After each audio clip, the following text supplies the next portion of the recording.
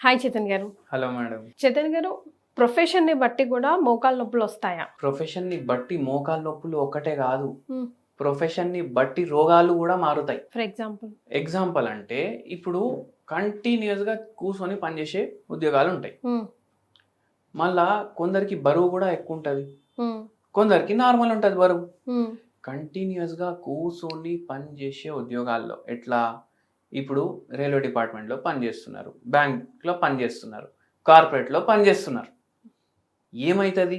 Piles వచ్చే ఛాన్సులు పెరిగిపోతాయి. హ్మ్. కంటిన్యూస్లీ కూర్చొని ఉంటాడు కదా మనిషి. హ్మ్. ఏమైతది? ఏవైతే వెయిన్స్ ఉంటాయి, వెయిన్స్ ఉంటాయి కదా మన బాడీలో రక్తనాళాలు, హ్మ్. అవి కిందికి లాక్కుపోతాయి. హ్మ్. ఎట్లా? గ్రావిటీ వల్ల. గ్రావిటీ వల్ల అవి కిందికి లాగుడు వల్ల ఈజీగా పైల్స్ వచ్చే ఛాన్సులు ఉంటాయి. హ్మ్. ఒక్కటెక్కడ కూర్చొని ఉంటున్నారు ఈళ్ళు. 8 గంటలు కూడా కాదు. 8 గంటలు అనేసి ఆన్ పేపర్ ఉద్యోగం ఉంటది. హ్మ్. 12 గంటలు, 16 గంటలు కూడా పని చేపించుకుంటారు. హ్మ్. ఆడు మనకు 2 లక్షల జీతం ఇస్తుండంటే 10 లక్షల పని చేపిస్తాడు. అవునా కాదా? హ్మ్. హ్మ్. ఏమైతది? ఇట్లా పైల్స్‌లు అవి రావడం అయితది. అవే కాకుండా వెరికోస్ వెయిన్స్ కూడా వచ్చే ఛాన్సులు ఉంటాయి. ఎందుకంటే ఫిజికల్ యాక్టివిటీ లేదు కదా. హ్మ్. అక్కడ కూడా గ్రావిటీ పుల్ చేస్తది కదా బ్లడ్‌ని. హ్మ్. హ్మ్. అట్లా అయితది. అట్లనే ఏందంటే ఇప్పుడు మీరు మోకాళ్ళ నొప్పుల గురించి అడిగిరు కదా. హ్మ్. టీచర్లు ఉంటారు కదా. హ్మ్. 8 పీరియడ్‌లు ఉంటాయి ఒక్క రోజుల స్కూల్‌ల. అవునండి. పిల్లలు ఎట్లుంటారు? కూర్చొని ఉంటారు. హ్మ్.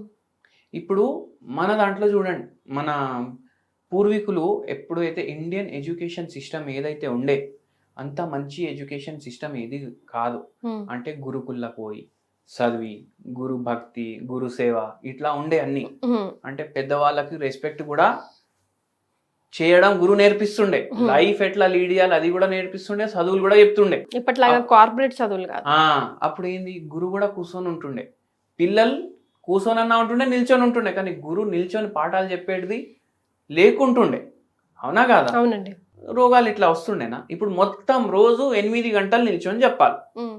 8 గంటలు నిల్చుంటుండు మనిషి అంటే ఒక్క గంటలో 60 నిమిషాలు ఉంటాయి. హ్మ్. అంటే 8 గంటల్లో ఎన్ని నిమిషాలు ఉంటాయి? 6 8 48. 480 నిమిషాలు ఉంటాయి. 480 నిమిషాలు ఒక 90 కిలో ఉన్న మనిషి అట్లనే నిల్చుంటుండంటే 90 కిలోల ఒక 80 కిలో భారం వాన్ మోకాల మీదనే పడుతుంది. హ్మ్. ఏమైతది? అవునా కాదా? అంతే కదండీ. మీరు చూడండి, ఈ స్టాండింగ్ ఉద్యోగాలు ఈ టీచర్లు ఉండొచ్చు, హ్మ్. లేదంటే ట్రాఫిక్ వాళ్ళు ఉంటారు. హ్మ్. ట్రాఫిక్ పోలీస్ ఉద్యోగం చేసేటోళ్ళు ఉంటారు. హ్మ్. వాళ్ళు కూడా మొత్తం రోజు ఆల్మోస్ట్ నుంచొనే ఉంటారు. నిల్చొని ఉంటారు. హ్మ్. ఇటువంటి రోగాల్లో మళ్ళా సూపర్ మార్కెట్లలో పనిచేస్తారు సేల్స్ వాళ్ళు, హ్మ్. బట్టల షాప్లో పనిచేస్తారు సేల్స్ వాళ్ళు. ఈ సేల్స్ చేసేటోళ్ళు మొత్తం రోజు నిల్చొని నిల్చొని నిల్చొని నిల్చొని వాళ్ళ మోకాళ్ళ గుజ్జు ఖరాబ్ అవుతుంది. హ్మ్. అట్లనే ఇంకోటి, హౌస్ వైఫ్లు ఉంటారు. హ్మ్. అందరికీ తిండి టైంకి కావాలి. హ్మ్. దానికోసం టైంకి లేవాలి. 2-3 గంటలు బ్రేక్ఫాస్ట్ ఉండాలి. హ్మ్. మళ్ళా దాని తర్వాత అయింది లంచ్ కూడా ఉండాలి. హ్మ్. మళ్ళా డిన్నర్ టైంలో మధ్యాహ్నం చేసేది తినం మేము. హ్మ్. మాకు నైట్ మళ్ళా సపరేట్ చేయాలి.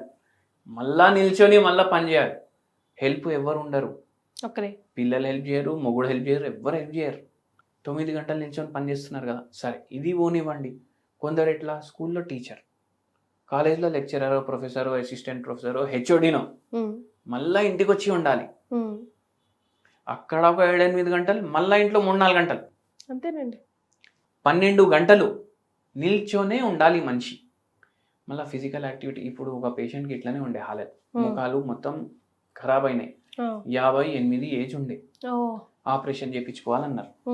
మనం అన్నాం ఏమైనా ఫిజికల్ యాక్టివిటీ ఉందా అంటే నొప్పులు ఉన్నాయి, ఫిజికల్ యాక్టివిటీ ఎట్లా చేయాలి? వాళ్ళ మొగుడు అరే మొత్తం రోజు ఫిజికల్ యాక్టివిటీ అని అంటుంది.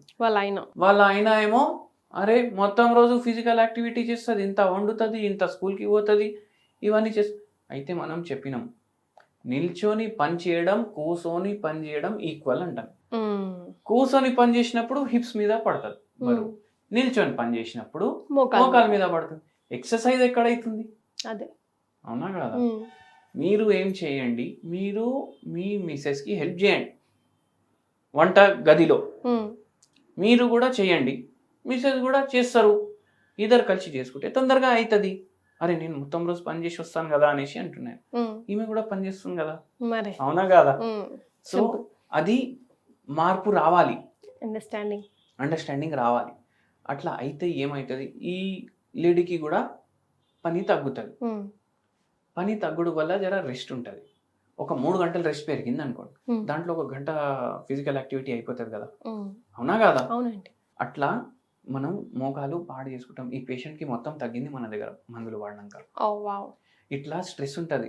ఒకసారి అర్థమైపోతుంది పేషెంట్కి ఉంది స్ట్రెస్, అది ఆలోచిస్తున్నారు కానీ చెప్పుకోవట్లేదు. ఇప్పుడు ఒక్కొక్కసారి ఎట్లా పేషెంట్ ఏమైనా స్ట్రెస్ ఉందా అంటే ఫుల్ స్ట్రెస్ ఉంది సార్ అనేసి అంటారు. పక్కున్న వాళ్ళ ఆయన కానీ వాళ్ళ అత్తయ్య కానీ ఏం స్ట్రెస్ లేదు ఈమెకి, ఏం స్ట్రెస్ లేదు అనేసి చెప్పేసి అంటే చెప్పేటోనికి చెప్పనివ్వరు. సో అట్లా మనకు స్ట్రెస్ ఉంటది, అదే నడుస్తుంది మైండ్ లో. మళ్ళీ ఈ ఆక్యుపేషనల్ ఫ్యాక్టర్స్ ఉంటాయి, ఇవన్నీ అయి ఇట్లా మోకాలు నొప్పులు వస్తాయి. ఈ పేషెంట్ కి నడవడానికి కూడా రాకపోతుండే, బరువు కూడా జర ఎక్కువ ఉండే. మళ్ళా మోకాళ్ళ నొప్పికి సర్జరీ చేయించుకుంటే బరువు ఎక్కువ ఉండడం వల్ల దేవుడు ఇచ్చినవే పాడైనాయి, అవి పాడుగావా చెప్పండి? మళ్ళా చేయించుకుంటారా? లేదు కదా. మనం బాడీ ఫిట్ పెట్టుకోవాలి. దానికి ఓన్లీ మన కోఆపరేషనే కాదు, ఇంటోళ్ళది కూడా కోఆపరేషన్ ఉండాలి. ఏమన్నా మంచి హోమ్ రెమెడీ సజెస్ట్ చేస్తారా? హోమ్ రెమెడీ, నేను మంచి హోమ్ రెమెడీ చెప్తాను మీకు.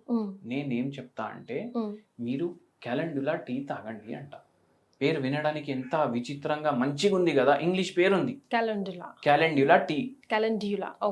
క్యాలెండ్యులా టీ తాగమని చెప్తాను. తయారు చేసుకోవాలా కొనుక్కొచ్చుకోవాలండి? కొనుక్కుంటే 8,000 పెట్టుకోవాలి, తయారు చేసుకుంటే 20 రూపాయలకి తయారవుతుంది. అరేవా, ఎలా?